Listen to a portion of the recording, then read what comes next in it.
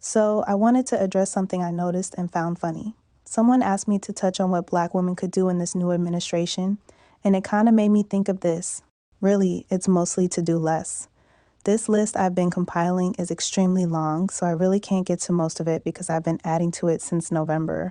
It's a list of failures I see from other demographics, mainly white males, that Black women can learn from. I think it's always best to not have to learn a lesson the hard way, so I like to pay attention to what other people do wrong so I won't repeat the same thing myself.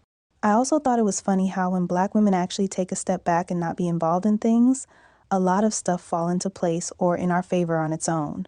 The interesting part here is that these failures of theirs mostly benefit Black women and harm them, and it's not the result of social justice warriors, but it's entirely self-inflicted. There's so many mini movements for Black women that catch attention online, and there's a lot of ways for those movements to go wrong, or they've already gone wrong. So I want to mostly take failures from white male movements, especially their obsessive cultural push for people to align with the right wing or white supremacy culturally and politically. So the most obvious part of a movement that quickly sets it up to fail is extremism. Because people are so prone to pendulum swings, it just automatically puts the extremists leading the movement in a position to inevitably lose support. People who follow and gravitate towards extreme views for whatever reasons will always end up going to the opposite extreme. The pushback for the white male culture war is already underway, but not by Black women or anyone else. It's by other white males. While liberals are just now in 2025 saying things like alt-right pipeline, the initial males that joined the alt-right 10 years ago are actually leaving it. Another thing that is detrimental to a movement is always moving in opposition to other people and ignoring that the people around them don't actually like them but are just opportunists and/or grifters. The amount of American Christian white males that invited Western-hating Islamic males of color into their movement under the banner of supporting misogyny just for the males of color to try to subvert their movement by pushing Islam is hilarious.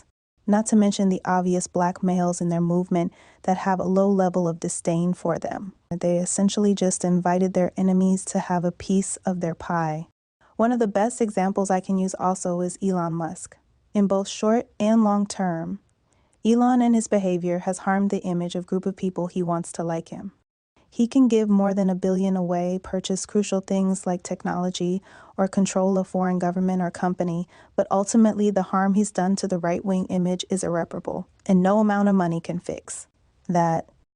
Elon and some types like him being an opportunist or looking to earn money is probably why it's so easy for him to clash with the people he's trying to court. And the clashing is inevitable when they genuinely aren't the same.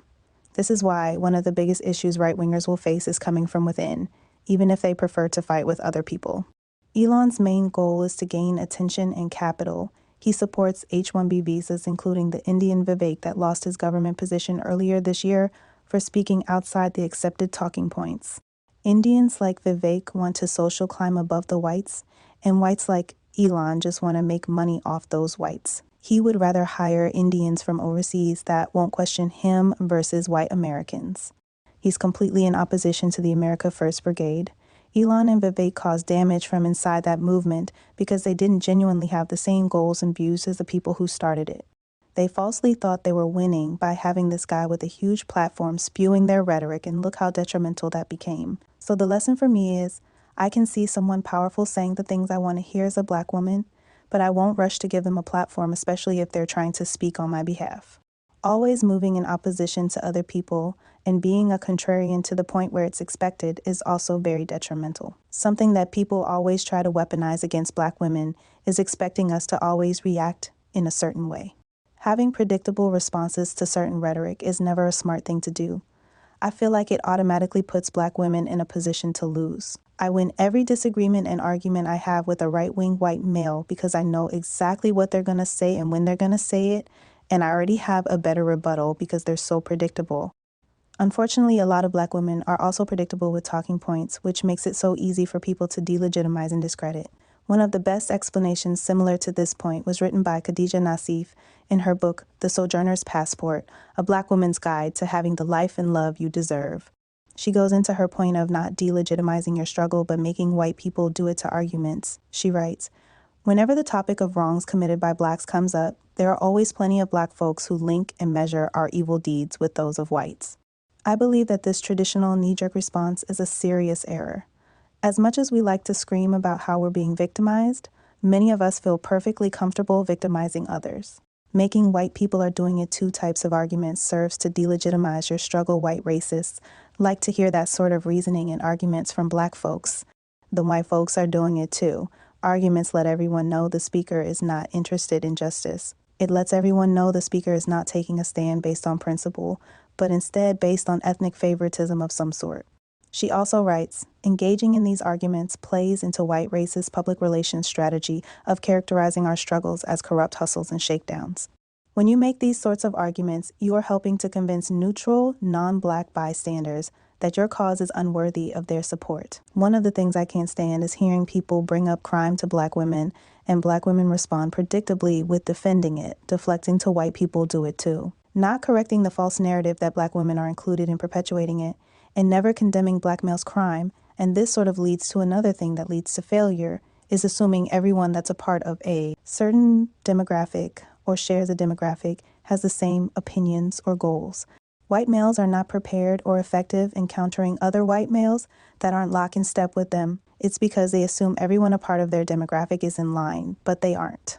It's kind of hilarious the amount of white males that learn that other white males don't have the same opinions as them. They seem genuinely in disbelief, and that's really stupid.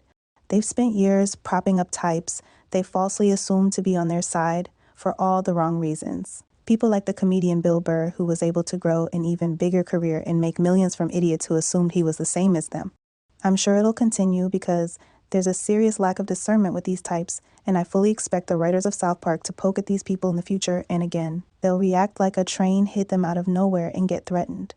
They put people on pedestals because of their race and gender, and these people turn around, condemn, and speak against them. And it makes them look stupid trying to scramble after the fact and push them off the pedestal, which doesn't work. Another obvious setup for failure is trying to claim a moral high ground for specific situations to the point where it's reduced to a talking point. One of the things I've been sounding off on was telling black women that white males don't really care about crime, or what they claim is a lack of family values in America as much as they say they do. Black women especially don't have to verbally do this because we all know that genuinely when it comes to morality. Black women are the only people that can really say as a collective they are better people than someone else, and we all know it's true. Even still, I don't even say it because it's really implied. Saying it to make a point just opens up for someone to nitpick and look for problems somewhere else. White males and their obsession with wanting to lecture others only open the doors for people to call them hypocrites and point out the flaws in their failing global community. When they bring up single motherhood, I can just bring up their ever-increasing divorce stats. When they bring up crime and attempt to demonize and lump black women into criminality, I point out how white males are in control of law and order in America, and they've collectively chosen to not be tough on black male crime the way they keep claiming they are, not to mention also contributing to the crime rate themselves. And again with Elon, the way he set them up to defend him having children with multiple women and not actually living by the values they claim are behind them, it's just a recipe for disaster. It makes people not take them seriously, especially when people like this aren't removed from the movement, or even better, not allowed to join to begin with. Finally, this is one I mostly try to push for black women. Like I said before, the constant outrage and crying that comes from white males about everything turns people off. We've already seen this not work for leftist black women who constantly talk about social injustice to the point where people didn't even want to pretend to care anymore. But for whatever reason, white males saw themselves above this and refused to stop crying and complaining about every little thing that doesn't go their way.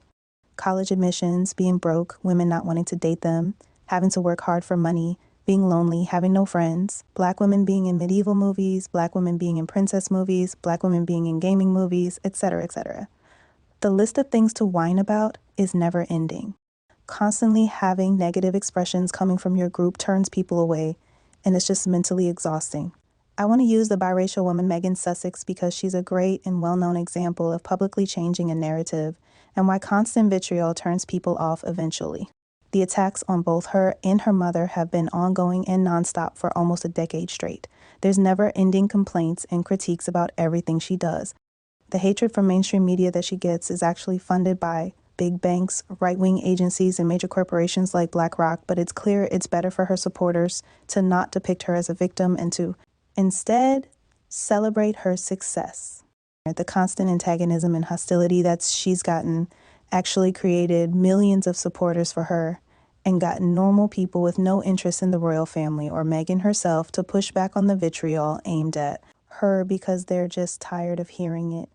She knows how to garner worldwide support, especially when she publicly does something positive or normal like showing flowers or baking a cake, contrasting her happy image to the miserable people angry and complaining about her.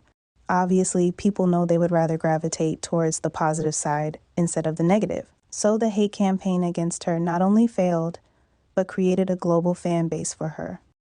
I personally try to apply this to the collective of Black women on my other channel and just in general by sharing positive examples and imagery of Black women instead of only speaking on negatives or complaining about how this or that person wronged Black women. So there's so many examples I can add here, but I won't.